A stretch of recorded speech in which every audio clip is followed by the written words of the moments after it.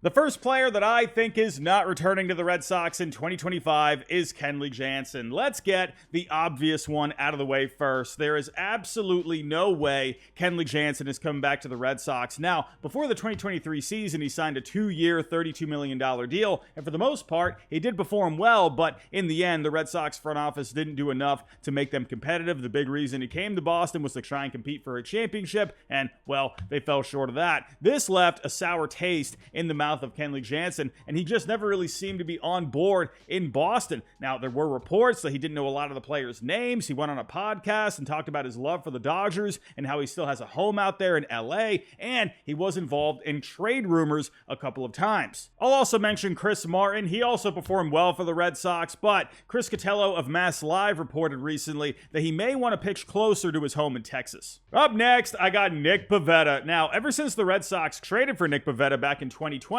he's been a solid pickup for them. He was very good in that 2021 postseason. He came up in a couple of big spots, some clutch performances. He's just been a steady and reliable guy, and they've even had to put him in the bullpen a couple of times because he was struggling as a starter, but whenever he did pitch there, he was always very good. In the end, though, I think Peta is more of a 4 or a 5 in the rotation, and the Red Sox already have viable candidates that can fill those spots, like Cutter Crawford and Richard Fitts. I also expect the Red Sox to pursue upper tier starters to beef up the rotation. Now, I think Corbin Burnes, who I see getting anywhere from $240 to $260 million, is probably out of their price range. I could maybe see Max Fried, who I think will end up getting anywhere from $150 to $160 million. Now, if the Red Sox don't want to go that expensive, maybe someone like Jack Flaherty at, say, around $120 to $130 million, or maybe even Yusei Kikuchi on a shorter deal for, say, like 3 years, maybe around $60 million. But in the end, I just don't see Nick Peta coming back. Up next, I got Wilyer Abreu. Now, let's get into some trade options, and I think Wilyer Abreu is definitely a trade candidate for this offseason. Now, this doesn't mean that he's bad by any means, because he had a very good rookie season. Had a slugging of .459, had a WRC plus of 114, 15 home runs, also played great defense out in right field. The problem is, the Red Sox already have a ton of lefty bats, one of them already being in the outfield in Jarren Duran. There's also the #1 prospect in all of Major League Baseball, Roman Anthony, who's knocking on the door for the major leagues, and he hits both righties and lefties very well, while Abreu so far has had most of his success against right-handed pitching, and Roman Anthony can also play solid defense. Another reason Abreu is a good trade candidate is because he's only 25 years old, and he has 5 more years of control until he hits free agency. I think he could be a great fit for a team that's further away from competing, like the White Sox, maybe the Marlins, and going to a team like that could give him some more time to improve against left-handed pitching. Another interesting team could be the St. Louis Cardinals, and they have the heir apparent for the president of baseball operations, Chaim Bloom, former Red Sox president of baseball operations, who did trade for Wilyer Abreu initially from the Astros in the Christian Vasquez trade. So perhaps there could be a deal there. Maybe you could slot Abreu into right field. You could move Jordan Walker to the DH spot since he's not great defensively, and you could figure out the rest from there. Maybe do Newt Barr out in center field if they feel Victor Scott isn't ready yet. Move Donovan out to left, Gorman to second base. Whatever it may be, I think Abreu could maybe be a good fit for the Cardinals. Maybe even a team that was in contention this year, like the Kansas City Royals, who struggled at times offensively this year, or maybe a team knocking on the door of a competitive window, like the Pirates, who could definitely use some more bats. And remember, the Red Sox and the Pirates came together in the Nick York Quinn Priester trade. Either way, I think there is a good fit out there for Wilyer Abreu. He has a solid bat, even though he does need to improve against left-handed pitching. He plays great defense out there, and he comes with a lot of club control. He's only 25 years old, not a free agent until after the 2029 season. I think Wilyer Abreu will be moved this offseason. Up next, I got Tyler ONeal. Now, the Red Sox were up and down this year, but one guy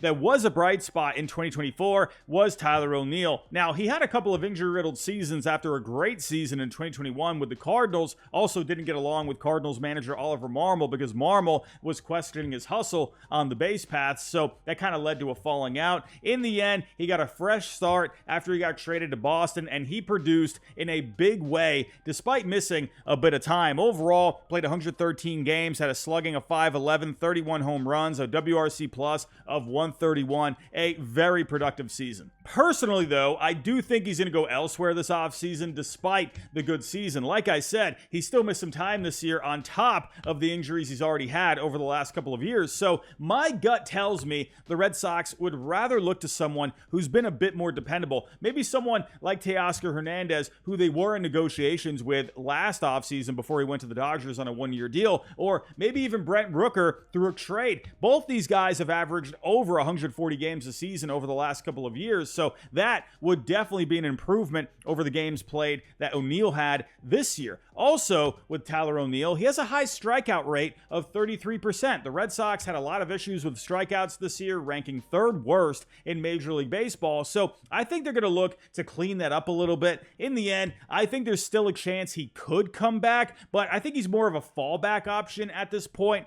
if he's still on the market. And last but not least, let's wrap this up with Masaaki Yoshida. Now, I'm going to say this. I still remember last offseason when I mentioned the idea of trading Masa. People were coming after me with flaming pitchforks saying how terrible of an idea it was. And now everyone seems to be on board with trading Masaaki Yoshida. What the heck happened? I don't know. But why is it the right move, though? Well, simply put, he is a good hitter. There's no arguing that. But he's more of a light-hitting DH at this point. Think 2018 Andrew Benintendi. But the difference with Benintendi was he was a much better defender in the outfield. Masa, on the other hand, though, has been a liability out there, and Alex Cora kept him away from the outfield completely this season. Now, one possible reason for that could potentially be an issue with the throwing shoulder, which he did just get shoulder surgery on. However, he should be ready for opening day. But even back in 2023, his defensive numbers were pretty bad. I just think the Red Sox lack flexibility with Yoshida on the roster. Now, if he was a DH like David Ortiz, then okay, this is a different story. But I think there are better fits for the Red Sox at this point. Again, don't get me wrong, I like the bat of Masa, and most likely, I think he would help out another team out there that needs bats and has a bit more flexibility to work with. Maybe a team like the Pirates, who had one of the worst offenses in baseball this year, or maybe even the Royals, whose offense went cold at times outside of Bobby Witt Jr., of course. And also, the Red Sox have made trades with both the Royals and the Pirates over the last year, so maybe they could come back together. Maybe even a team like the Seattle Mariners, who struggled a lot with plate discipline this year. They had a lot of strikeouts. I think Yoshida could be a pretty solid fit there. Maybe even a team that I mentioned earlier, the Cardinals, who have the guy that signed Masaaki Yoshida, Chaim Bloom, and they are looking to cut some payroll, so maybe you could get creative here and take back someone like Sonny Gray, whose salary is jumping up over the next 2 years, or maybe you can make a blockbuster deal for someone like Nolan Arenado if the Red Sox wanted to upgrade defensively at third base. So in the end, if the Red Sox are willing to eat some of the underwater contract that Yoshida has, then yeah, I can definitely see Yoshida being elsewhere next year. So those are the players that I think are going to be gone by the 2025 season. Let me know down below in the comments, which players do you think are going to be gone by next year? Tell me all your thoughts down below in the comments. But everyone, that's all I got for right now. If you can on the way out, hit that like button for me, subscribe if you're new, and I'll talk to you next time.